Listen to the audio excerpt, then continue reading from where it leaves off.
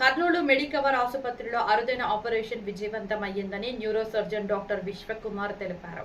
తెలంగాణ రాష్ట్రం జోగులాంబ గద్వాల జిల్లా అమరవాయి గ్రామానికి చెందిన బోయా చంద్రశేఖర్ కు ఈ నెల 5వ తేదీన యాక్సిడెంట్ జరిగింది. ఈ ప్రమాదంలో వెన్నెముక దెబ్బతినడంతో పాటు మెడ వద్ద నరాలు దెబ్బతిన్నాయి. పేషెంట్ సొంతంగా ఊపిరి తీసుకోలేదని పరిస్థితి ఉండడంతో ఇలాంటి కేసులో పేషెంట్ కోలుకోవడం చాలా కష్టమని, అలాంటి కష్టమైన ఆపరేషన్ మెడికవర్ ఆసుపత్రిలో చేయడంతో పాటు పేషెంట్ 10 రోజుల్లో కోలుకోవడం డాక్టర్ల కృషి ఎంతో ఉందన్నారు. పేషెంట్ల బంధువులు ధైర్యంగా వైద్యులు చెప్పిన దాన్ని నమ్మి ఆపరేషన్ చేసేందుకు ముందుకు వచ్చినందున పేషెంట్ కోలుకున్నారని తెలిపారు. ఆపరేషన్ తర్వాత క్రిటికల్ కేర్ విభాగంలో డాక్టర్ శరత్ బృందం పేషెంట్ పై ప్రత్యేక దృష్టి పెట్టి వైద్యం అందించామని తెలిపారు. మెడికవర్ వైద్యుల సహకారంతో తనకు మంచి వైద్యం అందించడంతో బయటపడ్డానని పేషెంట్ చంద్రశేఖర్ వైద్యులకు ధన్యవాదాలు తెలిపారు. ఈ కార్యక్రమంలో doctor Vishwakumar, doctor Sarath, Medicover hospital head Maheshwar Reddy పాల్గొన్నారు.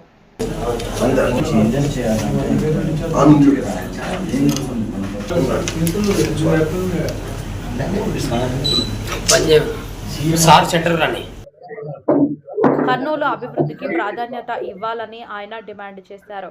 కర్నూలును 4వ అతిపెద్ద నగరంగా అభివృద్ధి చేస్తే రాయలసీమ ప్రాంత ఆర్థిక, సామాజిక, పారిశ్రామిక రంగాల్లో వేగవంతమైన పురోగతి సాధ్యమవుతుందని ఆయన అభిప్రాయపడ్డారు.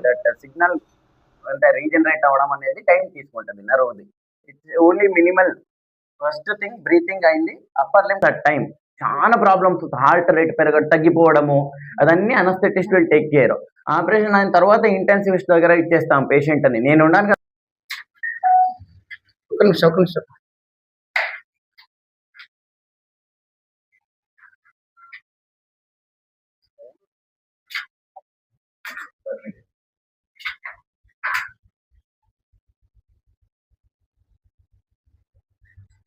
Good evening everyone.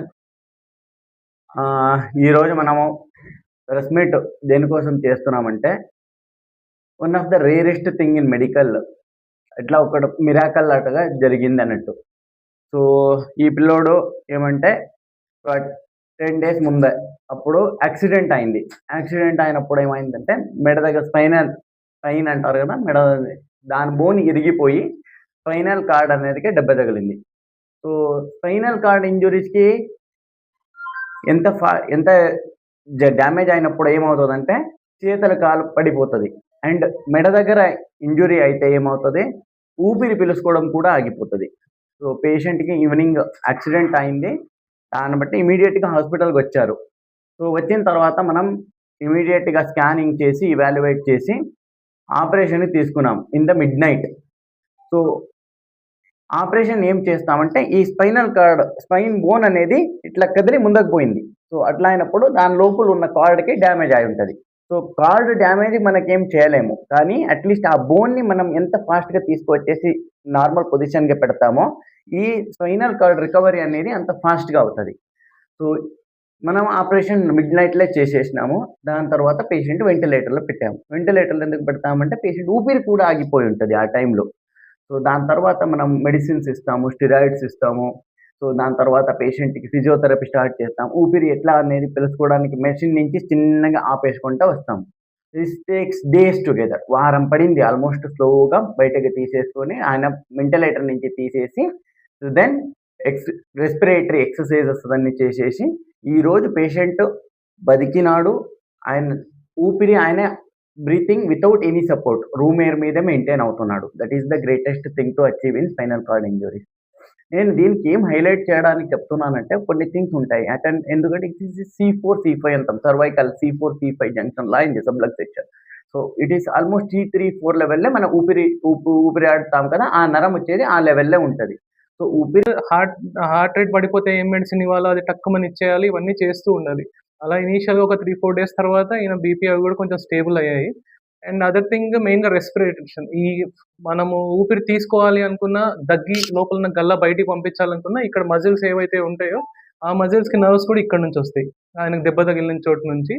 సో అవి కూడా అందుకే కొంచెం ఇనీషియల్గా వీక్నెస్ ఉన్నింది.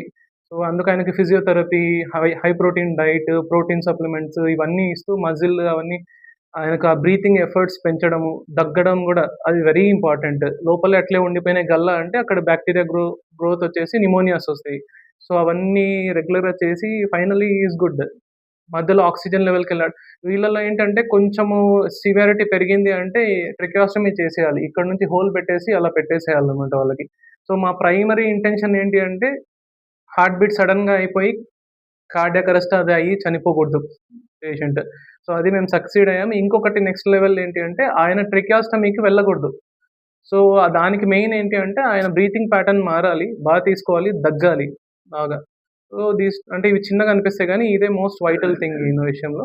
ఫైనల్లీ నేను అనుకున్నట్టుగా ఆయన ట్రెకియోస్టమీ వైపు పోకుండా ఇప్పుడు ఏ సపోర్ట్స్ లేకుండా బాగా మెయింటైన్ చేసే స్టేజ్కి వచ్చారు. సో ఇప్పుడు వైటల్స్ అన్నీ కూడా స్టేబుల్గా ఉన్నాయి తనవి. శరత్ అండి, డాక్టర్ శరత్. నా పేరు బోయ చంద్రశేఖర్.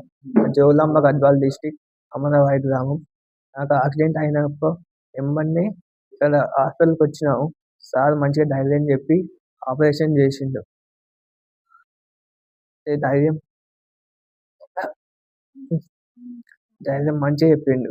ఏం కాదని చాలా ప్రోత్సహించిండు. కాబట్టి నేను కానీ ఎక్కువ భయపడలే. భయపడితే మొత్తం మలిసిపోతాం కదా. సార్ మంచిగా చెప్పి ప్రోత్సహించిండు.